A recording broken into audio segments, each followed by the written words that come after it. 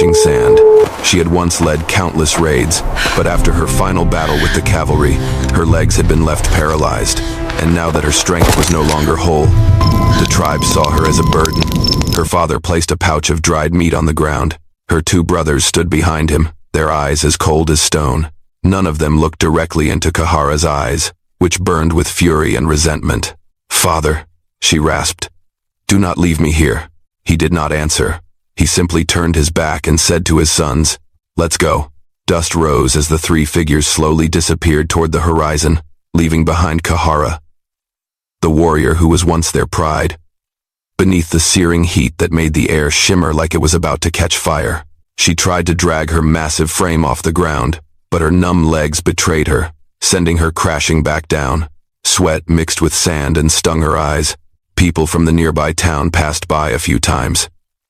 Someone muttered, "That giant Apache girl, stay away," and then they all walked on, as if helping a paralyzed person was a curse waiting to happen.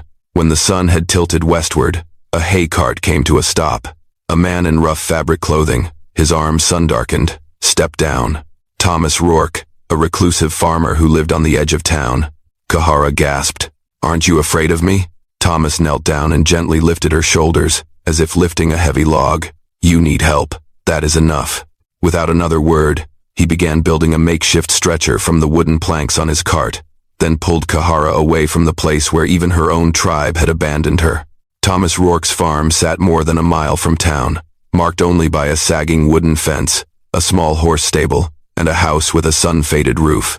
By the time he pulled the stretcher into the yard, Thomas was breathing heavily from exhaustion, yet he still lifted Kahara gently, as if afraid to cause her more pain. The large Apache woman lay on a crude bed Thomas had covered with an old blanket. The air carried the scent of pine wood, sawdust, and smoke from the hearth. Kahara looked around, her dark eyes as deep as the desert night, uneasy, yet silent.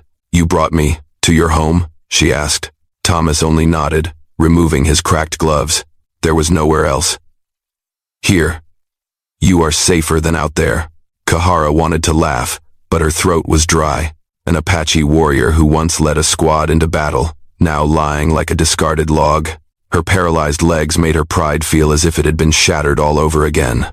A while later, Thomas brought a bowl of hot porridge and placed it on the table. "Eat," he said. Kahara tried to raise her hand. Her arm solid and muscular, as thick as a man's forearm, still held strength. But it trembled. The spoon clattered to the floor.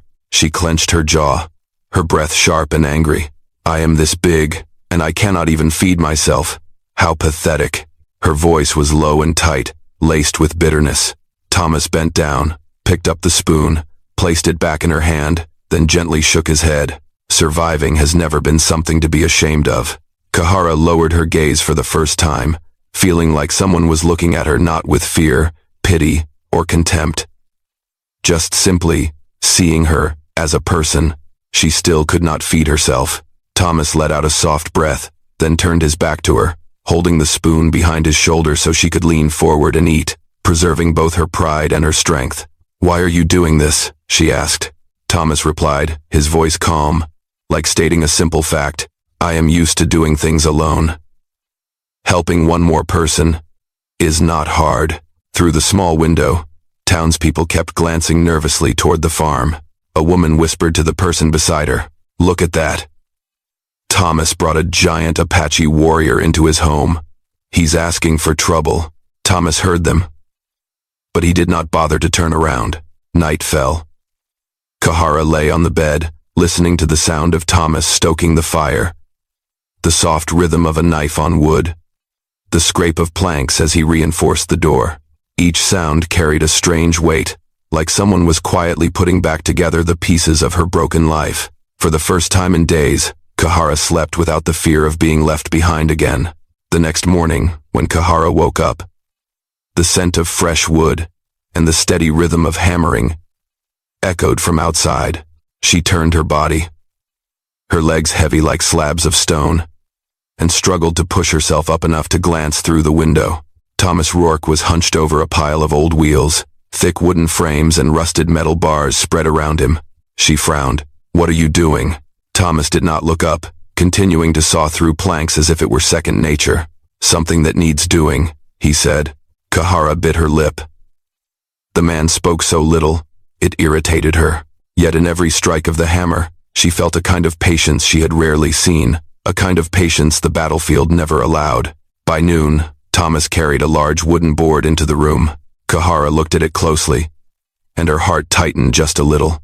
It was the frame of a wheelchair twice the size of a normal one, big enough to support her muscular, heavy body. "For me?" Kahara asked, her voice catching slightly.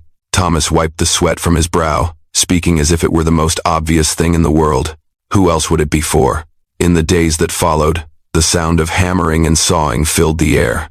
Kahara sat on the bed watching, her strong hands resting on her knees, caught in a strange space between gratitude and discomfort.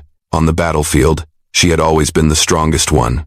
Now, a skinny farmer was building her something her own tribe had never even considered. One evening, as Thomas tightened a bolt on the wheel axle, Kahara spoke softly. "I used to have many comrades, but when my legs were gone, they left me." She looked down at her hands, large, strong fingers marked with scars. "Aren't you afraid that helping someone like me will bring you trouble?" Thomas paused, then looked at her through the warm glow of the lamp. "Of course I am, but letting you die out there, that scared me more." The day the wheelchair was finished, the desert wind swept through, carrying with it the smell of hay and blazing sun. Thomas lifted Kahara, her body heavy, but he did not complain once. He set her gently onto the chair and gave the wheel a spin.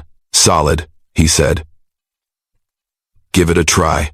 Kahara placed her hands on the rims and gave a gentle push. The wheelchair rolled smoothly across the wooden floor. Her heart pounded like a war drum. "You really gave me freedom," she whispered. Thomas stood nearby, one hand resting on the doorframe, his voice quiet and deep. "You are no longer bound to one place. Wherever you want to go, go." Kahara turned to him, her eyes shimmering like the light of the setting sun.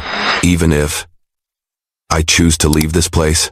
Thomas gave a slow, subtle nod. "If that is what you want." Kahara shook her head, her voice firm. "No, I do not want that." Ever since the day that massive wheelchair became hers, Kahara started taking part in the work around the farm. Her muscular hands gripped the hammer as if they had known its weight since childhood. Even though her motionless legs remained still beneath the blanket, Thomas said nothing. He simply let her do whatever she wanted. In the mornings, Kahara sat in her wheelchair, holding the wooden board steady while Thomas sawed. In the afternoons, she carried buckets of water with her powerful arms, every muscle defined and taut. At night, the two of them repaired the rotting door of the horse stable. They worked like people who had known each other for years without needing many words. One evening, as the sun slipped behind the red hills and a fiery orange glow lit up Kahara's sharp features, she wheeled herself out onto the porch, stopping beside Thomas, who was shaving down a long plank of wood. "You let me do all this," Kahara said, "as if I am still a warrior." Thomas did not stop his work. "I do not care what you used to be. You are working now, that is enough." Kahara let out a quiet laugh. One of the rare ones, since her legs had gone numb. The desert wind ran through her black hair, carrying the scent of dry grass and sawdust from Thomas's shirt. After a while, Kahara looked down at her hands, large, strong, scarred. Her voice dropped, unusually hesitant for an Apache warrior. "Thomas, I have never been close to a man before.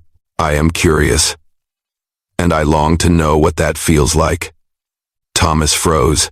The piece of wood slipped gently from his hand onto the floor. He turned to her. His gaze was not filled with desire, but with deep respect. "Kahara," he said slowly, "I will never do anything to make you uncomfortable, but I will not pretend that I feel nothing." Kahara blushed. A hardened warrior like her. Yet a calm, sincere answer was enough to make her avoid his gaze. Her broad shoulders drew in slightly, as if she were shy for the very first time. Thomas continued, his voice as gentle as the night breeze. "There is nothing wrong with longing, but it must come with readiness and trust." Kahara took a deep breath. The fierce look that once defined her now softened in a way even she did not expect. "I do not know if I am ready," she whispered, "but I am not afraid when I am with you." That night, They sat in silence for a long time on the wooden porch. Only the sounds of insects and the wind filled the space. But the silence was not distant. It was warm, full, and touched something deep within two people who had both once been abandoned. Neither of them said another word. But somehow, the small distance between them had quietly disappeared. Thank you for being here. If this story reminded you of old days, dusty afternoons, and the sound of hooves echoing in your heart, consider subscribing to my channel, so that each day we can sit together again. And I will tell you another tale from the West. After that night full of confessions, something shifted between Thomas and Kahara. It was not tense, and it was not rushed. It was simply warmer, closer, and so strange that both of them felt it deep within. In the days that followed, Kahara helped Thomas rebuild the fence. Her muscular arms lifted heavy wooden posts like they weighed nothing. Thomas stood nearby, watching with a mix of admiration and a heart that beat faster than usual. Every evening, they shared dinner at the wooden table they had repaired together. Whatever Thomas cooked, Kahara ate even when the porridge was too thin or the meat slightly burnt. She told stories from the battlefield. Thomas shared memories of growing up without parents, working the land alone since he was 15. In those quiet stories, they found each other. One night, the desert wind drifted softly across the land, and the moon hung in the sky like a smooth-cut piece of white wood. Thomas stepped out onto the porch, where Kahara sat in her wheelchair, her eyes gazing far out toward the darkening horizon. Moonlight slid across her broad shoulders and powerful frame, casting a figure that looked both strong and achingly alone. Thomas knew if he did not speak tonight, he might never have the courage again. He stepped forward and knelt before her. Kahara startled. "Thomas, what are you doing?" Thomas clasped his hands tightly, his voice slightly trembling, but steady.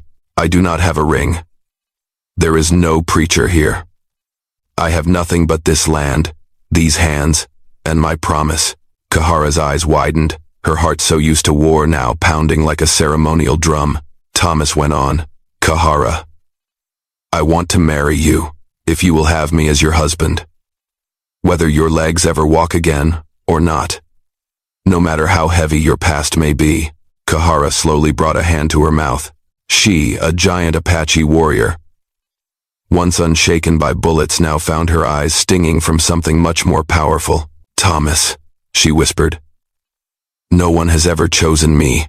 No one has ever looked at me like someone worthy of love." Thomas looked up, his eyes steady. "I chose you, from the very first day I met you." Kahara took a deep breath. Her strong shoulders trembled just a little. Finally, she placed her large hand on his shoulder, her voice low, but filled with warmth. "I say yes. You are everything I have wanted, for a very long time." Thomas slowly leaned in toward her, and they began to share a kiss, fierce, honest, and full of the fire they had kept hidden. That night, under the desert wind and the soft creak of old wood, two souls once abandoned found their way to each other. They did not need silver rings. All they needed was a true heart. Rumors about the giant Apache woman living with a white farmer spread faster than the desert wind. And like everything in the West, rumors always find their way back to where they belong. One afternoon, as the sky burned a deep red, Kahara was helping Thomas stack lumber when the thunder of hooves echoed from afar. They both turned. 3 riders approached the farm, Apache men, bare-chested with war paint across their skin.